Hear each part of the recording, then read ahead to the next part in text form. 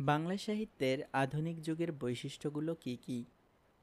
১৮০১ সাল থেকে আধুনিক যুগ ধরা হলেও এই যুগের বিশেষ লক্ষণ আগে থেকেই কিছুটা প্রকাশ হতে দেখা যায়।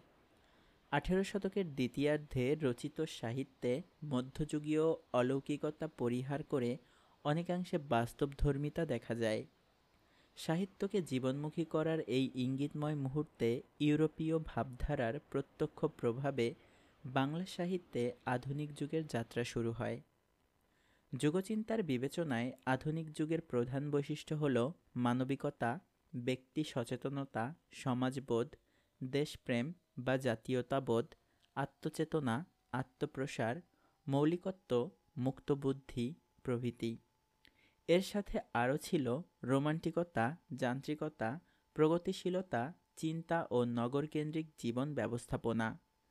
আর সাহিত্য কালিক বাস্তবতা প্রভাবিত বলে খুব স্বাভাবিকভাবেই আধুনিককালের সাহিত্যে উল্লেখিত বৈশিষ্ট্যগুলো প্রকটিত। এছাড়া ঊনবিংশ শতাব্দী থেকে বাংলা সাহিত্যে গঠনরীতির দিক থেকে মূলগত যে বৈশিষ্ট্য পরিলক্ষিত হয় তা হল গদ্য সাহিত্যের উদ্ভব, সাময়িক পত্রের আবির্ভাব, নাট্য সাহিত্যের জন্ম, প্রবন্ধ সাহিত্যের সৃষ্টি।